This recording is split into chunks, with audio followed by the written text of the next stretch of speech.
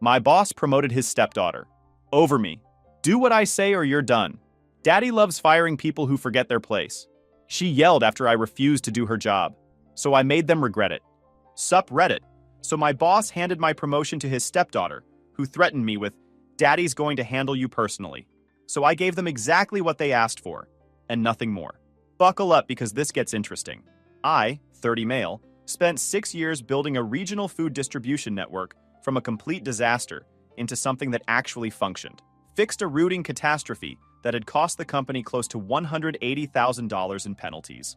Personally saved 4 major restaurant chain accounts that were ready to jump ship to competitors. Got told at every annual review that I was being groomed for regional operations director. Just needed to wait for the right timing. Then came Thursday morning. Vincent called a mandatory meeting at 8:30 a.m. 23 people crammed into conference room B. Vincent stood at the head wearing his expensive suit and that fake confident smile. He clicked the remote. First slide appeared. New regional operations director, Tiffany. Tiffany, Vincent's stepdaughter. Different last name, same shortcut. The same Tiffany who'd started in early September, asking me basic questions about how cold chain logistics worked. The applause started immediately. That automatic corporate clapping where nobody's actually happy, but everyone knows they're supposed to perform. Tiffany stood up from her chair 2 rows behind me with this rehearsed smile. Vincent said Tiffany brings fresh perspectives and strategic vision to the role. Looking around the room, but never at me. Fresh perspectives meaning 3 months of experience in an industry she'd never worked in before. Then he added my name like an afterthought.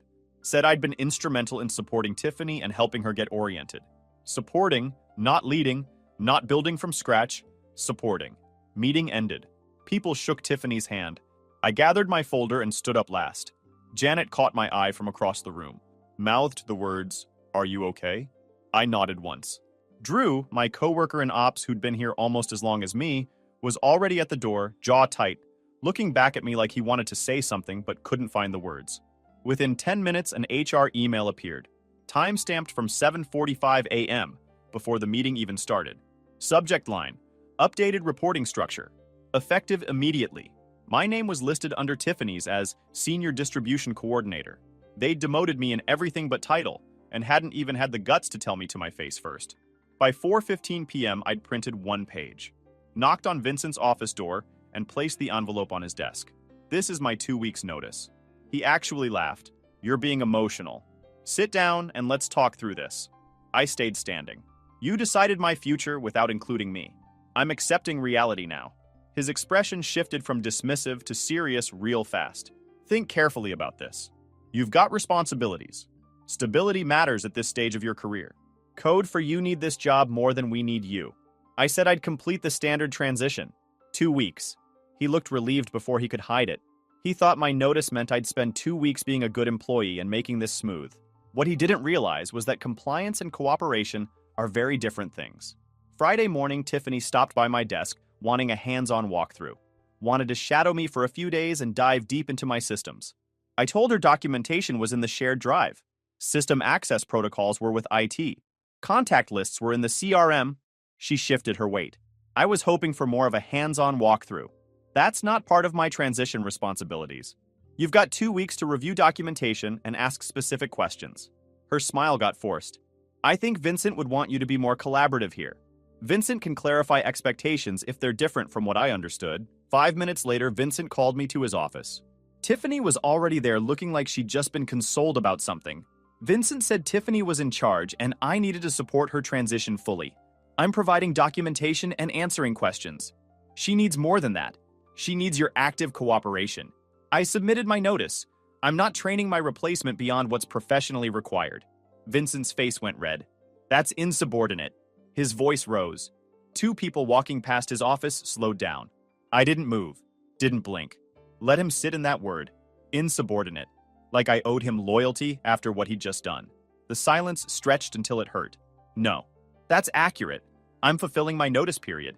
Nothing in my contract requires me to train someone who's taking the position I should have gotten. Vincent threatened my references. I shrugged and said anyone who calls will hear about my actual work performance. Walked out before he could respond. Sent him an email summary of the conversation within 10 minutes. That afternoon, I documented exactly what I was contractually required to document. Process workflows. System architecture. Account hierarchies. What it didn't include was the 100 judgment calls I made every week that kept things running. The vendor relationships built on years of kept promises. The client preferences I'd memorized. Tiffany scheduled 3 meetings for next week. I declined all 3 with the same message. Please reference documentation and shared drive. Available for specific questions via email. She showed up at my desk 20 minutes later. Voice louder than it needed to be. Why are you making this difficult? I'm trying to learn here. I'm providing what was agreed to. If you need more than that, take it up with Vincent. She leaned in closer. Voice dropping, but still audible. Keep this attitude up and Daddy's going to handle you personally. Janet stopped typing at her desk 3 cubicles over. Everyone went quiet.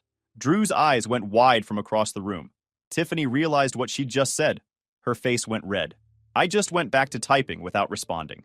2 interns at the copier froze mid-conversation. Someone's coffee mug hit their desk with a thud. The entire floor heard it. Janet appeared at my desk minutes later. I heard that. You okay? I'm fine. She glanced toward Tiffany's office. That was inappropriate. A lot of things are inappropriate. I'm counting days now. She drops a small Ziploc bag of cookies on my desk. I'm documenting what I heard. The cookies were the best thing that happened to me that week. 10 minutes later, a Teams message popped up from Tiffany. Just so we're clear, insubordination during transition won't be tolerated. My dad takes these situations very seriously. I screenshotted it and forwarded it to my personal email. That evening, I mentioned the situation to my girlfriend Kara over takeout, gave her the full rundown. The promotion that should have been mine. The stepdaughter with no experience. The demands for free labor on my way out. She set her fork down slow, stared at me with this careful expression. You're burning bridges over this? People are going to remember how you handled it. I'm not burning anything. I'm just not carrying things that aren't mine anymore. She shook her head. It looks bad, though. Walking away right when someone needs help. That's what everyone will say. You're making yourself look bitter. Same pattern everywhere. Vincent rewrote my 6 years as support staff. Tiffany rewrote my boundaries as sabotage. Now Kara was rewriting my refusal to work for free as unprofessional. Everyone needed me to be the problem, so their version worked. I stood up, grabbed my keys from the counter. I'm not doing this. What? Wait. Her voice shifted fast. I'm trying to help you see how this looks from the outside. I'm not dating someone who rewrites reality to feel better. I left before she could respond. Drove home. Got my stuff from her place the next morning while she was at work. Muted her number that afternoon. By Tuesday, things started falling apart. A vendor approval that usually took me 10 minutes to process sat in Tiffany's queue for 6 hours. By the time she figured out how to route it properly, the supplier had already bumped the order to the next delivery cycle. Cost us $2,800 in expedited shipping fees. Then a restaurant chain account in Colorado called with a capacity issue. Needed to increase their weekly order volume by 30% starting next month. Standard stuff. I would have confirmed warehouse capacity, adjusted routing, negotiated pricing with the supplier, and had it locked down by end of day. Tiffany scheduled a discovery meeting to assess the request. The client emailed back asking why a simple capacity increase needed a meeting. Wednesday afternoon brought a food safety recall notice. Routine but time-sensitive. Had to identify which accounts received affected product batches, notify them immediately, arrange returns and replacements. Usually took me about 2 hours. Tiffany stared at the notice like it was written in another language. Found me at my desk saying she needed help. Documentation's in the shared drive under emergency procedures. Cody, this is serious. People could get sick, which is why you should have familiarized yourself with emergency protocols already. Are you going to let people get sick just to prove a point? I stood up. I'm not letting anything happen. You're the director. Direct. Vincent appeared behind her asking what the problem was. I pointed at my screen explaining that documentation for recall procedures was in the shared drive. Everything she needed was there. Vincent turned to Tiffany asking if she could handle it or not.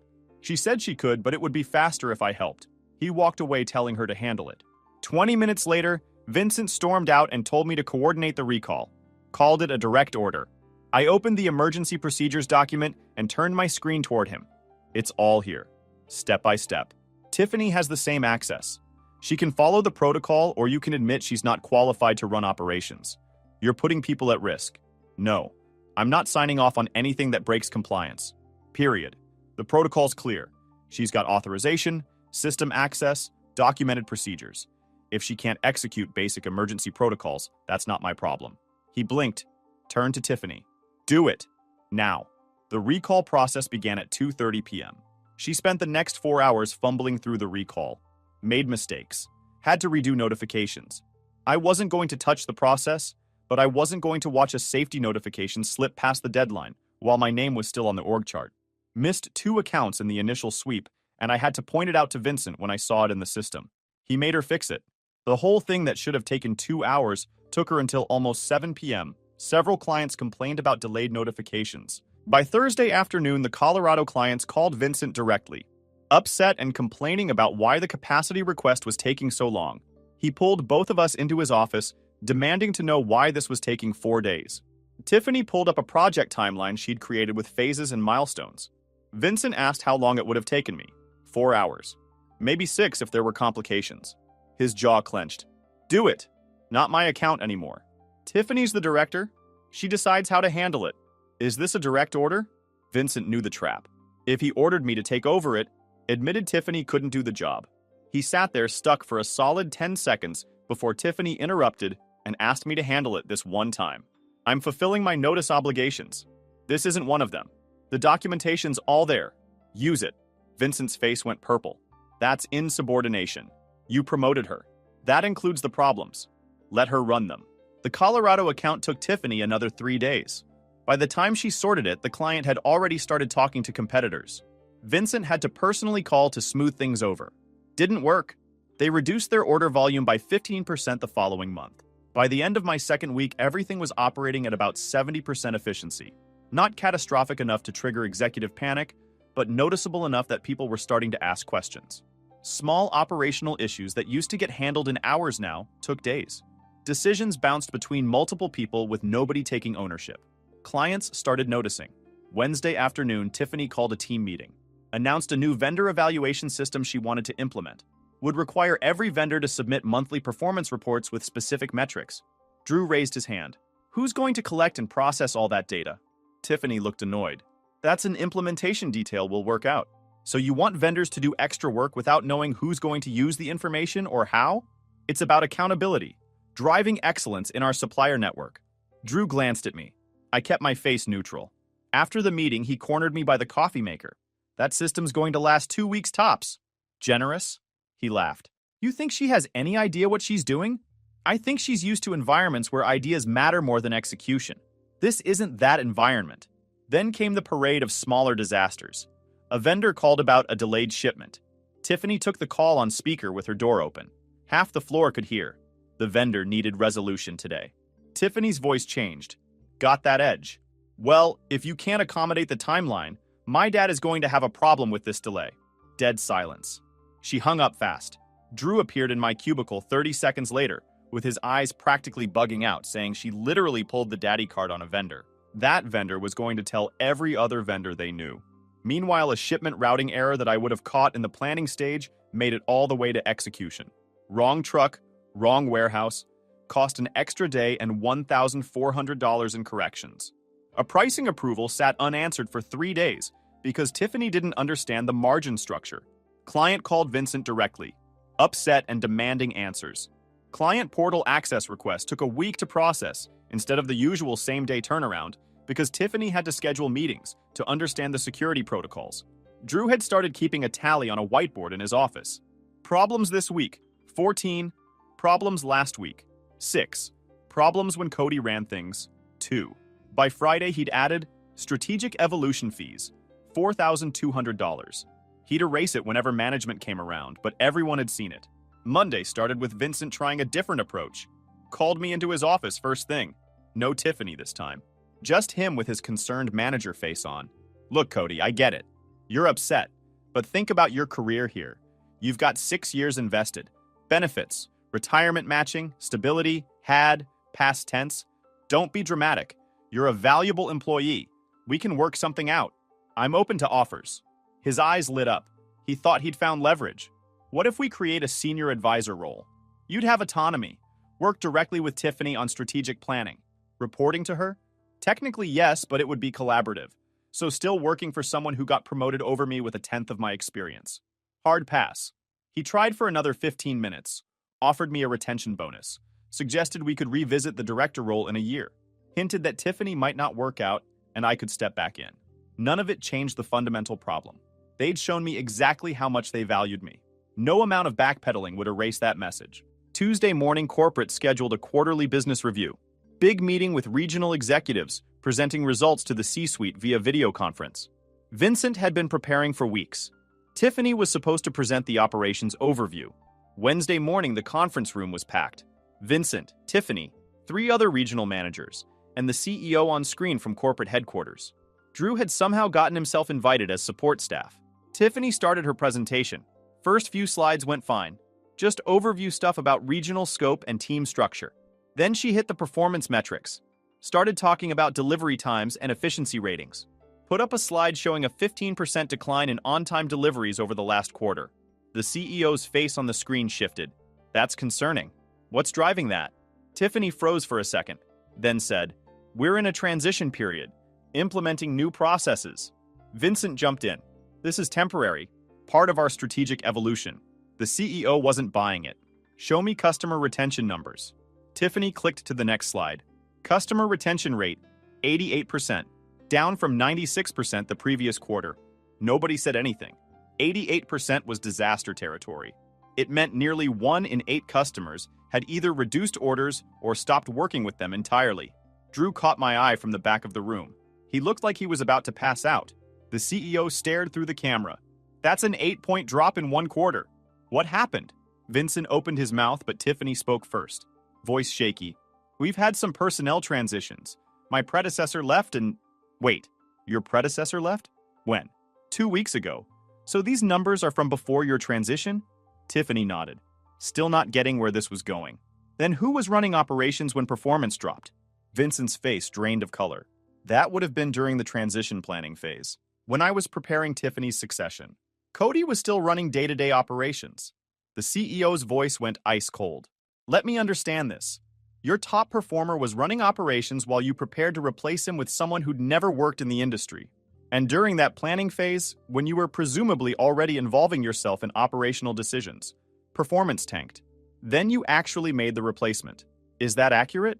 Vincent's silence was answer enough. "So you replaced someone during a performance decline?" The CEO repeated. "Who made that decision?" Nobody wanted to answer. Finally, Vincent said it was part of a planned succession strategy. Based on what metrics? More silence. Vincent mentioned Tiffany brings strategic experience from corporate. The CEO looked at Tiffany. "How long have you worked in food distribution?" She hesitated. "This is my first role in the industry." The CEO said, "Turn your camera off." The screen went black, but everyone could hear his voice. "Vincent, I'm going to be direct. Your region was top performing. Now it's bleeding customers and missing delivery windows. You replaced your operations lead with someone from outside the industry during a critical period. And you're telling me this was strategic? I want a full operational audit. I want customer retention plans. And I want to know why you thought this was a good time for management changes." The call ended. Everyone just kind of sat there for a few seconds. Then the other regional managers started gathering their things real fast. Nobody wanted to be in that room anymore. Vincent's face was purple. Tiffany looked like she might throw up. Drew was the first one to leave outright. I followed right behind him. We made it to the hallway before he said anything. Holy hell. Yep. Did you know those numbers were that bad? I knew they'd dropped. Didn't realize how much. 5 minutes later, Vincent stormed past without looking at either of us. Back at my desk, I checked my personal email. Had responses from 2 companies I'd interviewed with. Both wanted second-round discussions. One was a direct competitor with a regional VP role open. Better pay, clear authority, actual respect for experience.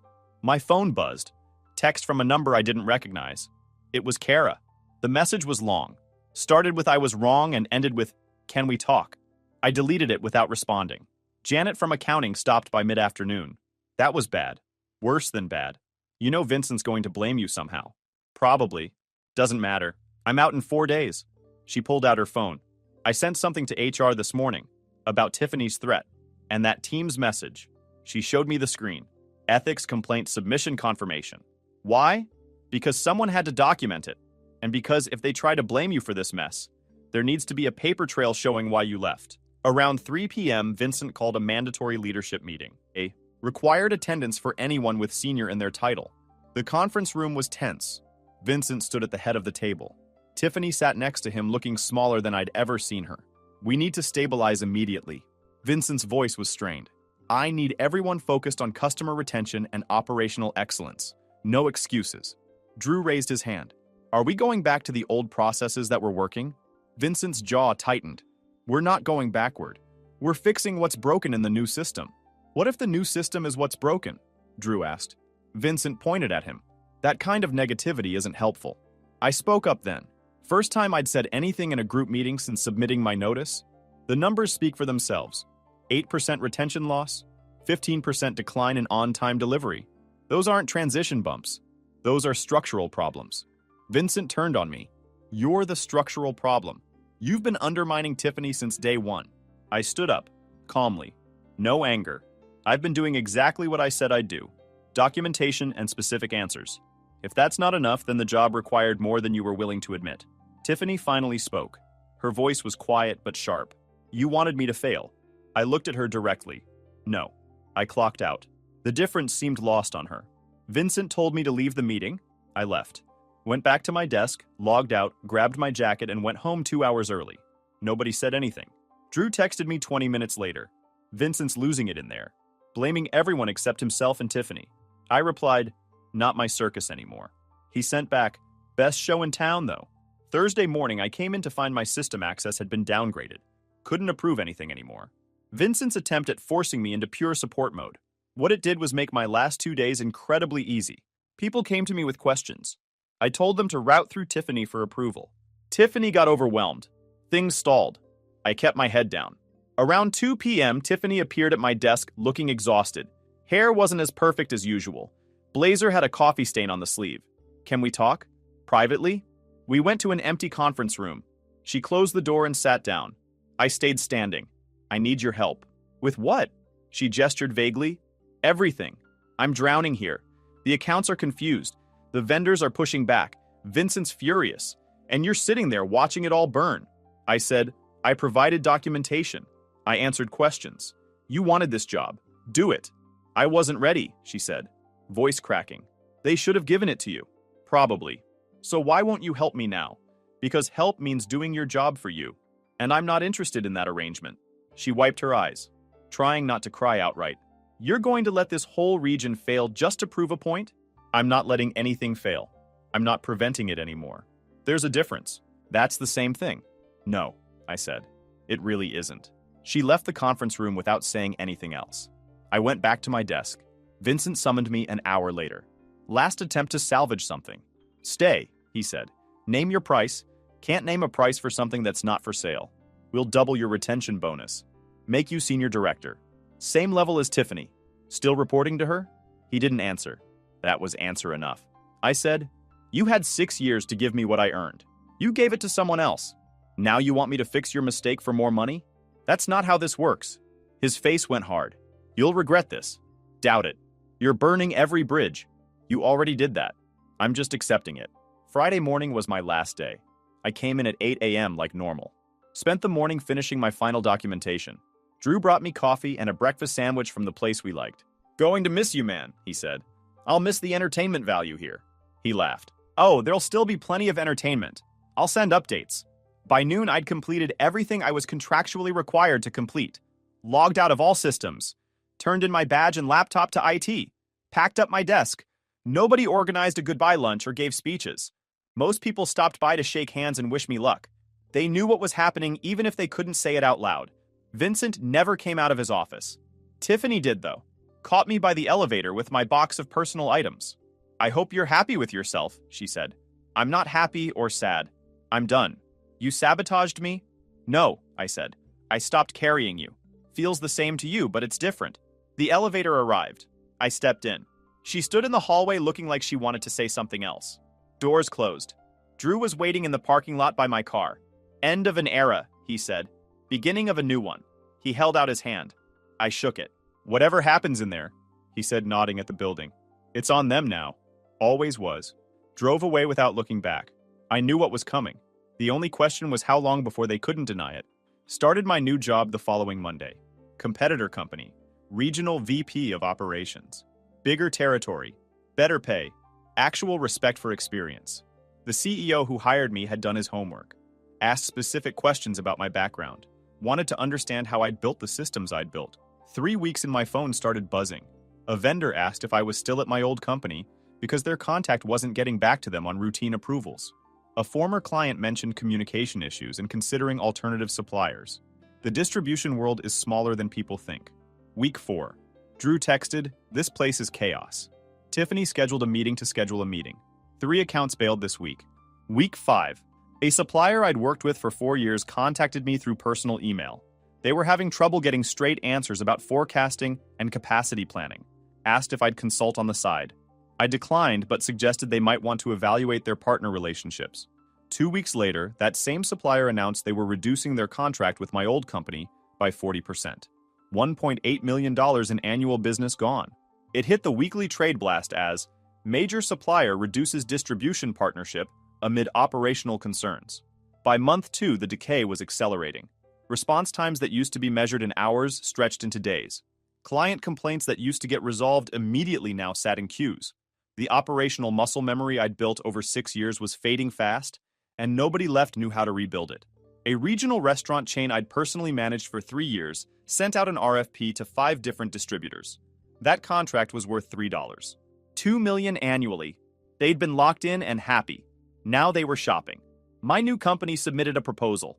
We won because their director of operations told me directly, we wanted someone who could execute, not present. By month 3, the damage showed up in quarterly reports. My old region went from top performer to bottom third. Revenue down 18%. Customer satisfaction scores in the basement. They brought in outside consultants. That's corporate code for we don't know how to fix this. The consultant report circulated internally. Someone sent it to Drew, who sent it to me. The email subject line read, Q3 Regional Performance Analysis and Structural Recommendations. Confidential. Lot of formal language about process gaps and leadership challenges. The actual finding was simpler. Operations collapsed after key personnel departure. But here's where it got interesting. The report also flagged ethical concerns. Janet's complaint had triggered a secondary review. The consultants found the 7:45 a.m. HR email, found the threat at my desk, found Vincent's reference threats, found the pattern of promoting someone unqualified over an experienced internal candidate with no documented justification. Drew texted, Vincent demoted. Tiffany stripped of authority. Can't fire the stepdaughter, but they made her irrelevant. I replied, what about your job? He sent back, new director starts Monday, might survive. 2 weeks later, I got one of those ultra-boring corporate emails in my personal inbox. Subject, Ethics Hotline Case Update, closed. It thanked me for cooperating, said the allegations were substantiated, and reminded me not to discuss it with anyone. No apology, obviously. Corporations would rather chew glass. I screenshotted it, archived it, and went back to work. Month 4. I got a LinkedIn request from Janet saying I was right about everything. The place was a mess.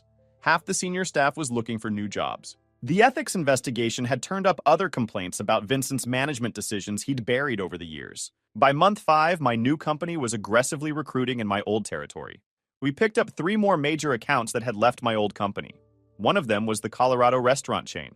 The same one Tiffany took 3 days to handle a simple capacity request. They told my new CEO directly that the switch was about execution speed and reliability. Code for your old company can't get their act together anymore. Drew texted in month 6. New director is solid. Been cleaning house. Whole floor feels different. He asked about you. Told him you're crushing it somewhere that deserves you. One more thing. Vincent's gone. Early retirement package. And Tiffany? Still there. Keeps her head down now. 8 months after I left, I got an industry conference speaker invitation. Regional Food Distribution Summit in Denver. They wanted me to speak on operational excellence and system resilience. My CEO encouraged me to accept. Thursday evening, I walked into the hotel lobby cafe and saw Vincent. He was there with his company's booth crew. He looked older, thinner, more gray in his hair. He saw me, did a double take, looked away. I ordered coffee. Vincent kept glancing over. Finally, he walked to my table. Stood there like he was building up courage. Cody, Vincent, heard you're doing well. I am. Speaking tomorrow morning? Yeah. Session on operational systems. He ordered coffee. We should talk. About what happened. I said nothing. He drummed his fingers on the table edge. I made mistakes, Vincent said. Put Tiffany in a role she wasn't ready for. Should have been more gradual. I stayed quiet, but you didn't have to make it so difficult. You could have helped her succeed instead of watching her fail. I helped exactly as much as I was contractually obligated to help. You wanted me to do more than that on my way out the door? I wanted some professional courtesy. Professional courtesy is a two-way street. You burned that bridge when you promoted someone with 3 months experience over someone with 6 years. He looked at his coffee. Your region. You built it. But it wasn't personal. Everything's personal when it's your career. The region's stabilizing now. New director's competent. We're recovering. Good. Took a lot of work to fix what you broke. I looked at him directly. I didn't break anything. I stopped fixing things that weren't my responsibility. Everything that fell apart was already broken. You just couldn't see it while I was holding it together. That's a convenient narrative. It's what happened. You're not blameless here. Never said I was blameless. But I'm not responsible for your bad decisions either. My company had been pushing me onto panels, so my name wasn't random anymore. A woman appeared next to us. Vincent stood up. Professional attire, maybe 50. She looked at me with recognition. You're Cody? I am. Meredith, CEO of Apex Distribution. I've been following your work. We should talk about consulting opportunities. I'd be interested in that conversation. She handed me a card, smiled. Enjoy your presentation tomorrow. I'll be there. She walked away. Vincent stared at his coffee. You landed on your feet. I always do. He stood up. I should get back to my people. Vincent, he stopped. What happened at your company wasn't about me leaving. It was about you making decisions without understanding what they'd cost. You thought management was about authority. It's about judgment. His face went red. You're still bitter. No, I'm honest. There's a difference. He walked away without responding. Friday morning, my presentation went well. Room was packed. Good questions. Meredith sat in the third row taking notes. Afterward, a bunch of people did the LinkedIn QR code dance. Final event was a networking reception Friday evening. Industry people making connections. Vincent was there with his group. Tiffany was too. We all existed in the same space without directly interacting, until Vincent decided he'd had enough watching me network successfully with people who used to be his industry contacts. He'd been getting more upset watching me talk to Meredith and the CEO of another major distributor. Something snapped. He walked over. Interrupted my conversation with Meredith and 2 other executives. Cody, voice too loud. We need to talk about your presentation. We've talked. This isn't the time. You made some accusations in there. Indirect, but accusations nonetheless. I made observations based on experience. If you heard accusations, that's on you. Meredith looked between us, obviously picking up the tension. Vincent pointed at me. You built your whole presentation around what happened at my company. My presentation was about operational systems. If it applied to your situation, that's coincidence. Nonsense. Everyone knows what you're talking about when you discuss institutional knowledge and failed leadership transitions. Meredith spoke up. I think you've made your point, Vincent. Vincent looked at her like he could big dog a CEO. Don't defend him. He sabotaged an entire region on his way out. That's not what happened, I said. Calm. Even. Tiffany had been standing at the edge of the circle this entire time. Meredith's colleague turned to her. So you're running Vincent's operations now? How's the transition going? Before she could answer, Vincent stepped in. Voice way too loud. Tiffany's doing exceptional work, really turning things around after some personnel challenges we had earlier this year. The VP looked at Tiffany directly, expecting an answer from her. Not from Vincent. Tiffany blurted, He's right. Cody didn't sabotage anything. I just wasn't ready. She stopped, face going pale, realizing what she'd just said. She turned and walked away fast. Gone. Vincent stood frozen, jaw working but nothing coming out. Nearby conversations thinned out. A few heads turned. He noticed. Meredith spoke first. I think you should leave, Vincent. He looked around, realized people were staring, walked away fast, headed for the exit. Meredith turned to me. That was uncomfortable, I shrugged. Truth usually is. She smiled slightly. Still interested in that consulting conversation? Absolutely. I'll have my people reach out next week. The reception continued. I stayed another hour, networked, made connections, built my professional presence. Drew found me near the end. We stepped outside the conference hall where it was quieter. That was legendary, he said. Didn't plan it. Made it even better. Vincent self-destructed. Tiffany threw him under the bus in front of Meredith and half the regional distribution leadership. Drew shook his head and said, I didn't even do anything. Exactly, I said, and went back inside. If you enjoyed this video, please hit that subscribe button. It really helps the channel and help us bring you more and better stories. Thanks.